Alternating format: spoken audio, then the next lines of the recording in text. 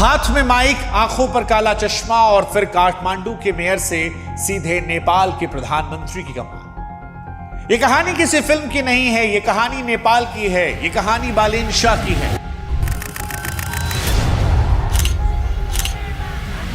Balendra Shah, popularly known as Balen Shah, is on the course of a stunning national victory.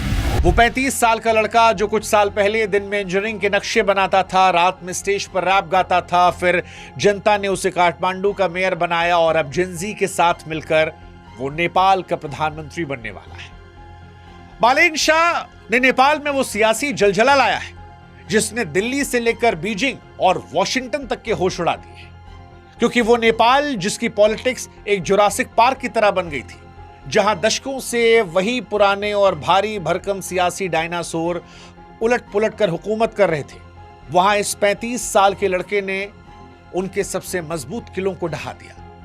वो KP Sharma Oli जो नेपाल की politics का अपने आप को चाणक्य समझते थे, बालेन शाह ने जिनजी के साथ मिलकर उन्हें उन्हीं के गढ़झापा में घुसकर 50,000 वोटों के अंतर से हरा दिया।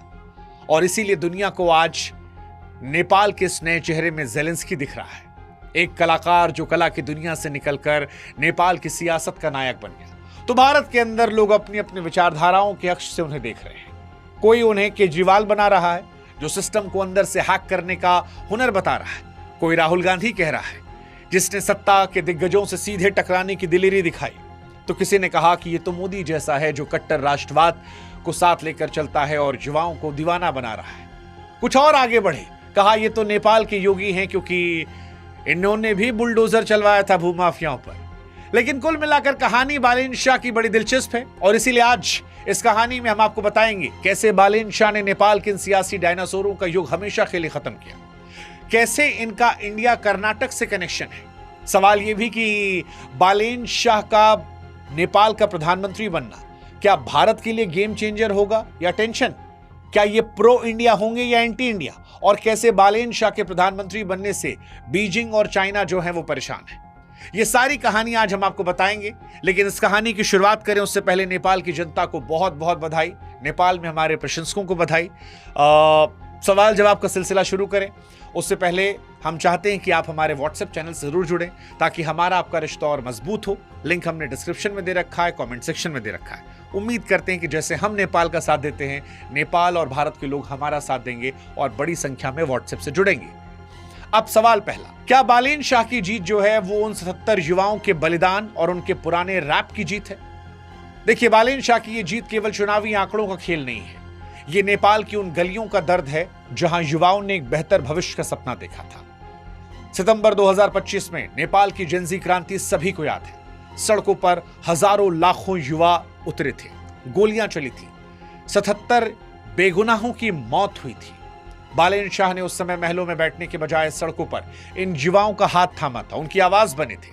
हालांकि बालेन शाह की शुरुआत यहीं से नहीं हुई थी, इससे पहले भी सालों पहले बालेन शाह अपने रैप के जरिए अपनी पकड़ युवाओं में बना रहे थे, क्योंकि उनके गाने केवल संगीत नहीं थे, वो नेपाल के सड़े हुए सिस्टम के खिलाफ एक वैचारिक युद्ध थे, जहां पुरानी पार्टियां लाउडस्पीकर रैलियों पर करोड़ों रुपए बहा रही थी। बालेन एक डिजिटल वॉर रूम के जरिए सीधे युवाओं के मोबाइल स्क्रीन पर जा रहे थे, और अब जब उनकी जीत हुई है, वो प्रधानमंत्री बनने वाले हैं, तो ये उन 77 शहीदों को एक सच्ची श्रद्धांजलि है और नेपाल के उस डिजिटल युवा का जवाब जिसने सिस्टम की सफाई रखने की कसम खाई थी। लेकिन यहां पर सवाल दिलचस्प यह है कि बालेन शाह है कौन? वो ज़ेलेंस्की हैं, मोदी हैं, केजरीवाल हैं, योगी हैं? देखिए, वो कहावत है ना कि जिसकी जैसी नीयत उसने प्रभु को देखा वैसे। सियासत में भी यही होता है। नेपाल की सियासत में क्योंकि केपी शर्मा ओली एक कद्दावर नेता थे, उन्हें अपने घर में हराना लगभग नामुमकिन था। वो खुद को चाणक्य समझते थे, चाइना का पूरा सपोर्ट था, अंधा पैसा उनके पास था। लेकिन बालेन शाह ने उन्हीं के सबसे मजबूत किले झापा में करीब 50,000 वोटों के भारी अंतर से उन्हें हराकर यह साबित किया कि जब जनता बदलाव का मन बनाती है तो बड़े से बड़ा सियासी स्तंभ ढह जाता है। बालेन की इस कार्यशैली ने दुनिया को ज़ेलेंस्की के तौर पर याद दिलाया, जो कलाकार से राजनेता बने। हालांकि भारत में जैसा कि हमने पहले ही बताया, कोई अरविंद केजरीवाल कह रहा है कि जिसने सिस्टम के अंदर हैक कर लिया, कोई मोदी कह रहा है कि नेपाल के युवाओं में राष्ट्रीयता की भावना जगाई, कोई उन्हें नेपाल का योगी कह रहा है क्योंकि काठमांडू के मेयर के तौर पर बुलडोजर का शासन जो था वो जबरदस्त चला था, तो कोई राहुल गांधी जैसी निडरता उनकी में देख रहा है।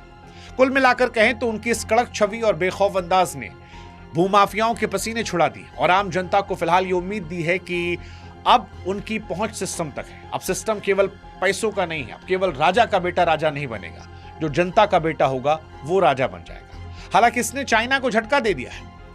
हाँ, बालेन शाह के प्रधानमंत्री बनने से क्या चाइना को झटका लेगा, ये बड़ा महत्वपूर्ण सवाल है।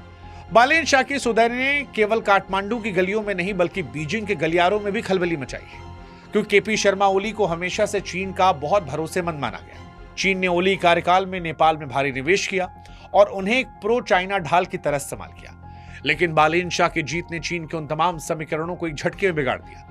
बीजिंग के लिए बालेन एक ऐसी पहेली है जिन्हें सुलझाना नामुमकिन लग रहा है। बालेन चीन बनाम भारत के पुराने खेल में फंसने के बजाय नेपाल फर्स्ट की बात करते हैं। बालेन शाह इतने अनप्रेडिक्टेबल लीडर हैं कि वे चीन और भारत दोनों को एक साथ कूटनीतिक मेज पर चुनौती देने का दम रखते हैं। वे सोच समझकर चलने वाले क्रांतिकारी हैं जिन्होंने साबित किया है कि ना तो बीजिंग और ना किसी बाहरी दबाव पर आई, और इसीलिए शायद चीन को यह साइलेंट सदमा है। यह इस बात का सबूत है कि हिमालय की गोद में अब एक ऐसा नेता निकला है जो कम से कम दिख रहा है कि अपनी शर्तों पर नेपाल के हित को लेकर दुनिया से बात करना चाहता है।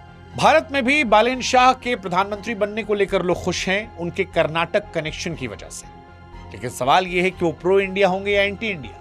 देखिए, भारत के लिए बालेन शाह को समझना एक ऐसी चुनौती है जिसके तार उनकी पुरानी यादों और शिक्षा से जुड़े हैं। बालेन शाह का भारत के साथ एक गहरा व्यक्तिगत नाता है। उन्होंने अपनी इंजीनियरिंग की पढ़ाई भारत के कर्नाटक से पूरी की। जाहिर है कि भारत की मिट्टी, यहाँ की संस्कृति, यहाँ के लोकतंत्र को करीब से समझा जाना है, लेकिन कूटनीति की मेज पर जज्बात से ज्यादा देशहित मायने रखता है। बालेन मधेसी मूल के हैं जो स्वाभाविक रूप से भारत के करीब लाता है, लेकिन वो नेपाल फर्स्ट की नीति के कट्टर समर्थक हैं। उन्होंने मेयर पद पर रहते हुए अपने दफ्तर में ग्रेटर नेपाल का नक्शा लगाकर यह साफ संदेश दिया था कि वो नेपाल को आगे बढ़ाने वाले हैं। इसलिए वो भारत के लिए टेंशन भी हो सकते हैं अगर वो अपने राष्ट्रवादी स्टैंड पर अड़ जाते हैं, लेकिन वो एक गेम चेंजर भी साबित हो सकते हैं जब दिल्ली और काठमांडू सम्मान और बराबरी के आधार पर रिश्तों की नई इबारत लिखे। बालेन भी जानते हैं कि नेपाल की तरक्की के लिए भारत का साथ जरूरी है, लेकिन वो ये भी चाहते हैं कि नेपाल को दुनिया में एक स्वतंत्र और मजबूत पहचान मिले। उम्मीद करते हैं कि भारत की सरकार भी उनके साथ बराबरी का दर्जा देकर हाथ से हाथ मिलाएगी और भारत नेपाल के ऐतिहासिक रिश्तों को एक बार फिर से नए शिखर पर ले जाएगी। कुल मिलाकर कहें तो बालेन शाह का प्रधानमंत्री पद की दहलीज पर पहुंचना नेपाल इतिहास का सबसे सुनहरा पन्ना है। ये जीत केवल एक व्यक्ति की नहीं बल्कि उस नेपाली नागरिक की है जो पुरानी व्यवस्था से ऊब चुका था और कुछ नया देखना चाह रहा था। बालेन शाह का उदय नेपाल के हर उस युवा की जीत जिसने कभी सपने देखना नहीं छोड़ा। ये जीत बताती है कि अगर नीयत साफ हो तो एक आम लड़का भी इतिहास की धारा बदल सकता है। बालेन के सामने अब चुनौतियों की एक विशाल हिमालय खड़ा है। अर्थव्यवस्था को वापस पटरी पर लाना, भारत और चीन जैसी महाशक्तियों के बीच संतुलन बनाना और 77 शहीदों के सपनों को हकीकत में बदलना। लेकिन जाते आते एक सवाल हमारे नेपाली दोस्तों से, प्रशंसकों से, आप बताइए आपको क्या लगता है, बालेन शाह का यह नया विजन नेपाल को विकास से किन ऊंचाइयों पर ले जाएगा? क्या भारत और नेपाल के रिश्ते पहले से बेहतर होंगे? हम और आप अपने ऐतिहासिक रिश्तों को रिलिव करेंगे? कमेंट सेक्शन में लिखिएगा। और साथ ही ये बताइए, क्या बालेन शाह साहब का इंटरव्यू लेने हम नेपाल आए? कौन कौन हमें चाय पिलवाएगा, दर्शन करवाएगा? कमेंट सेक्शन में बताइएगा।